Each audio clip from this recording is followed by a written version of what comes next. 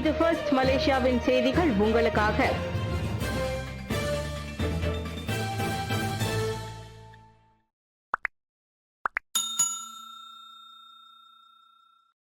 பொருளாதார ஒத்துழைப்பை வலுப்படுத்துவதற்கு மலேசியா, உஸ்பெகிஸ்தான் இணக்கம். மலேசியாவும் உஸ்பெகிஸ்தானும் பொருளாதார ஒத்துழைப்பை வலுப்படுத்திக் கொள்வதற்கு இணக்கம் கண்டுள்ளன.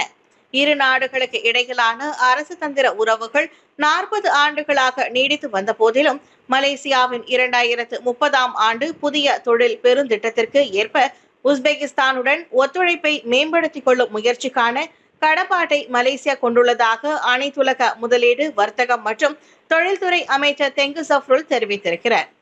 வர்த்தகத்தில் தொடர்புகளை அதிகரித்துக் கொள்வதன் மூலம் பொருளாதார துறையில் பங்காளித்துவத்தை ஏற்படுத்திக் கொள்ள முடியும். உஸ்பெகிஸ்தான் வட்டாரத்தில் விரிவுபடுத்திக் கொள்ள விரும்பும் மலேசிய நிறுவனங்களுக்கு அதிகமான வாய்ப்புகளை வழங்குவதற்கு அந்நாட்டின் பொருளாதார வளர்ச்சி முக்கிய பங்காற்ற முடியும் என அவர் கூறினார். சில்க் ரோட் சமர்கந்த் வளாகத்தில் உஸ்பெகிஸ்தான் மலேசிய உயர்நிலை வர்த்தக கருத்தரங்கில் உரையாற்றிய போது தெங்கு சஃப்ருல் இதனை தெரிவித்தார். இந்த கருத்தரங்கில் பிரதமர் ஸ்ரீ அன்வார் இப்ராஹிம் மற்றும் உஸ்பெகிஸ்தான் துணை பிரதமர் ஜம்ஷித் கோதேவ் ஆகியோரும் கலந்து கொண்டனர். உளுதிராம் போலீஸ் நிலையம் தாக்கப்பட்டதை தொடர்ந்து சிங்கப்பூரின் பாதுகாப்பு நடவடிக்கை தீவிரம். வெள்ளிக்கிழமை ஜொஹூரில் உளுதிராம் போலீஸ் நிலையத்தில் ஆடவர் ஒருவன் நடத்திய தாக்குதலில் 2 போலீஸ்காரர்கள் உயிரிழந்ததோடு மற்றொரு போலீஸ்காரர் காயமடைந்த சம்பவத்தை தொடர்ந்து தனது பாதுகாப்பு பரிசோதனை மையத்தில் பாதுகாப்பு நடவடிக்கைகளை சிங்கப்பூர் அதிகரித்துள்ளது. சுற்றுப்பயணிகள் மற்றும் போக்குவரத்துகளில் பாதுகாப்பு கடுமையாக்கப்படும் என்பதோடு ரோந்து மற்றும் சோதனை நடவடிக்கையும் அதிகரிக்கப்படும் என சிங்கப்பூர் உள்துறை அமைச்சு வெளியிட்ட அறிக்கையில் தெரிவித்திருக்கிறது. குடிநுழைவு விவகாரத்தில் கூடுதல் நேரம் எடுத்துக் கொள்ளப்படும் என்பதால் சோதனை மையத்தில் சுற்றுப்பயணிகள் அதிக தாமதத்தை எதிர்நோக்கும் சூழ்நிலைக்கு உள்ளாகக்கூடும்.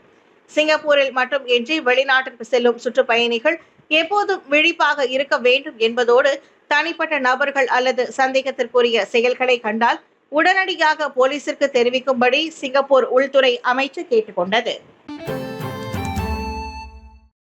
உளுதிராம் போலீஸ் நிலையத்தில் தாக்குதல் நடத்திய சந்தேக பேர் வழி ஜேஐ உறுப்பினர் அல்ல, ஐஜிபி விளக்கம்.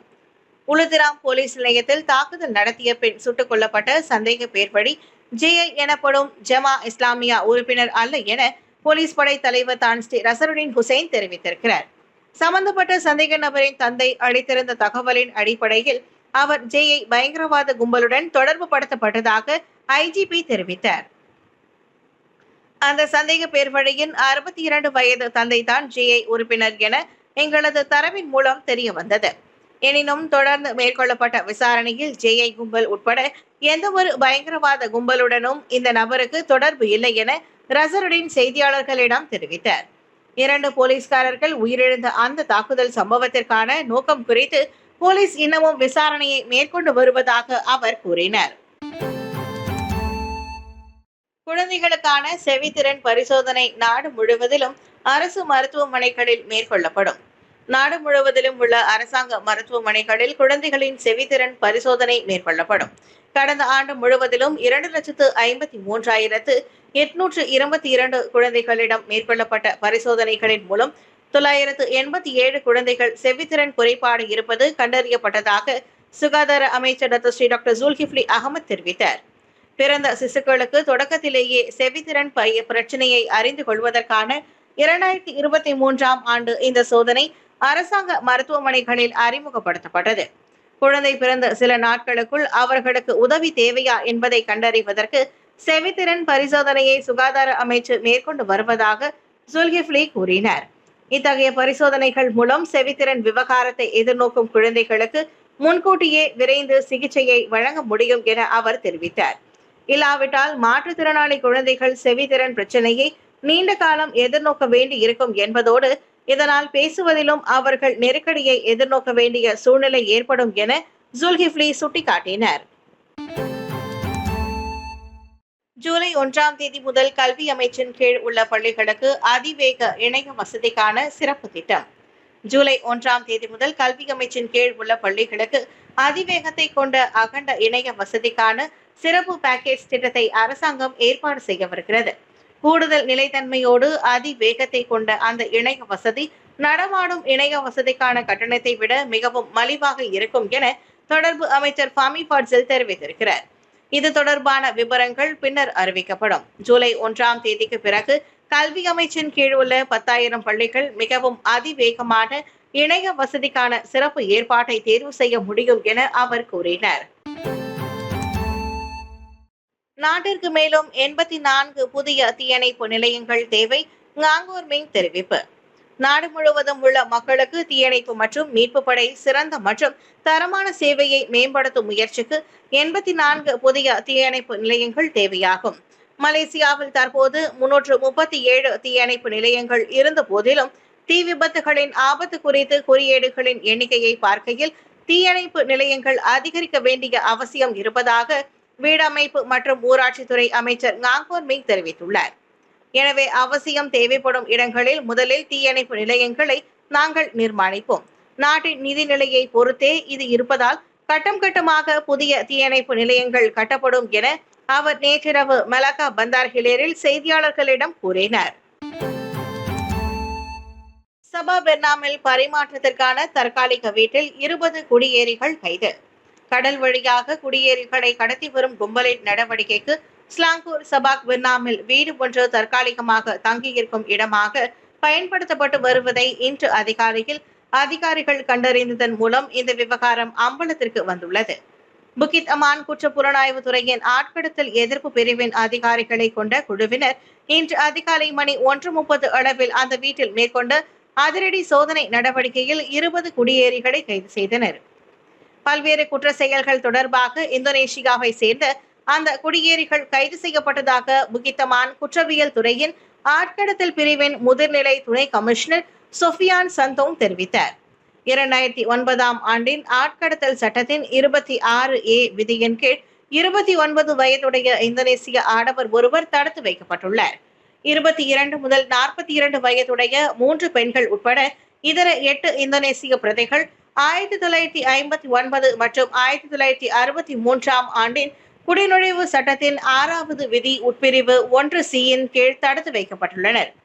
சட்டவிரோதமான முறையில் கடல் மார்க்கமாக மலேசியாவிற்குள் வெளிநாட்டினர் கொண்டு வரப்படுவதால் அதனை துடைத்தொழிக்கும் நோக்கத்தில் ஓப்ஸ்பின்தாஸ் டிரான்சிட் மைக்ரேன் நடவடிக்கையின் கீழ் அவர்களுக்கு எதிராக சோதனை நடவடிக்கை மேற்கொள்ளப்பட்டதாக சொஃபியான் சந்தோங் குறிப்பிட்டார்.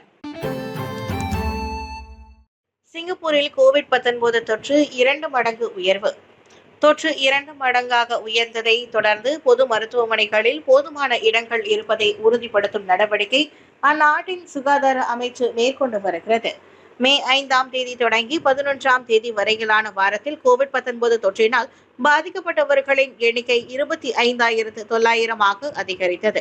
அதற்கு முந்தைய வாரத்தில் தொற்றுக்கு பாதிக்கப்பட்டிருந்த 13,700 பேர்களை ஒப்பிடுகையில் அந்த எண்ணிக்கை கடந்த வாரம் 90 விழுக்காடாக உயர்ந்துள்ளது. இதற்கு முந்தைய வாரத்தில் தினசரி சராசரி 181 பேர் கோவிட்-19 தொற்றினால் மருத்துவமனையில் சேர்ந்தனர். இந்த எண்ணிக்கை கடந்த வாரம் தினசரி 250 உயர்ந்துள்ளது.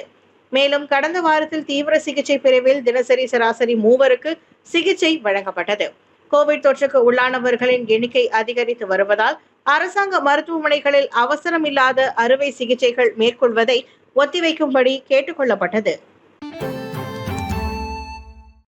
MPV வாகனம் கவிழ்ந்தது. தெலங்கானா பல்கலைக்கழக மாணவர் மரணம், 3 காயம். கிஜாலுக்கு அருகே LPT 2 கிழக்கு கரை நெடுஞ்சாலையில் 312.4வது கிலோமீட்டரில் கார் ஒன்று கவிழ்ந்ததில் அதில் பயணம் செய்த தெலங்கானா மலேசிய பல்கலைக்கழகத்தின் மாணவர்களில் ஒருவரான 21 வயதுடைய முகமது ஃபத்தோல் ஹாரிஸ் மரணமடைந்தார். மாலை மணி 5:20 அளவில் நிகழ்ந்த அந்த விபத்தில் பேரா பாக்கன்செராய் சுங்கை செமாம்புவை சேர்ந்த அந்த மாணவர் தலையில் கடுமையான காயம் அடைந்ததால் விபத்து நிகழ்ந்த இடத்திலேயே இறந்தார். அந்த விபத்தில் காரை ஓட்டி சென்ற பேரா பாக்கன்செராயை சேர்ந்த 21 வயதுடைய இக்னேஷியஸ் சந்தானசாமி உட்பட 3 மாணவர்கள் காயமடைந்தனர்.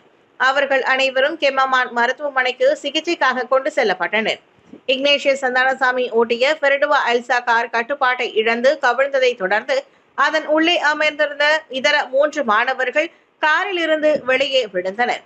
தெலங்கானா பல்கலைக்கழகத்தின் இளங்கலை மாணவர்களான அந்த 4வரும் குவாந்தானிலிருந்து தெலங்கானா பல்கலைக்கழக வளாகத்திற்கு சென்ற போது விபத்திற்கு உள்ளாகினர். டுரியன் மரம் விழுந்து வீடு மோசமாக சேதமடைந்தது. 14 பேர் உயிர் தப்பினர். ஜலாபு கம்புங் கேலியாங்கில் 15 மீட்டர் உயரம் கொண்ட டுரியன் மரம் வீட்டின் மீது விழுந்ததை தொடர்ந்து அவ்வீடு மிகவும் மோசமாக பாதிக்கப்பட்டதோடு அதிலிருந்த 14 பேர் காயம் எதுவும் இன்றி உயிர் தப்பினர். தங்களது பாரம்பரிய வீட்டில் குடும்ப உறுப்பினர்கள் 14 பேர் கூடியிருந்த போது நேற்று காலை 11 மணி அளவில் திடீரென அந்த மரம் விழுந்ததாக 42 வயதுடைய ரஷிதி ரம்லி கூறினார். சம்பவத்திற்கு முன்னதாக தங்களது குடும்பத்தினர் அனைவரும் அவ்வீட்டிற்குள் இருந்ததாகவும் சிலர் வரவேற்பு அறையிலும் இன்னும் சிலர் சமையல் அறையிலும் இருந்ததாக அவர் தெரிவித்தார். திடீரென வீட்டிற்கு வெளியே பயங்கர சத்தம் கேட்டதை தொடர்ந்து அந்த டுரியன் மரம் விழுந்தது. 15 ஆண்டு காலம் கொண்ட அந்த மரம் கண்ணிமைக்கும் நேரத்தில் கார் மீது நிறுத்தும் இடத்தில் மற்றும் வரவேற்பறையில் விழுந்ததாகவும் இதனால் தங்கள் குடும்பத்திற்கு சுமார் 10,000 ரிங்கிட் இழப்பு ஏற்பட்டுள்ளதாகவும் ரஷிதி தெரிவித்தார்.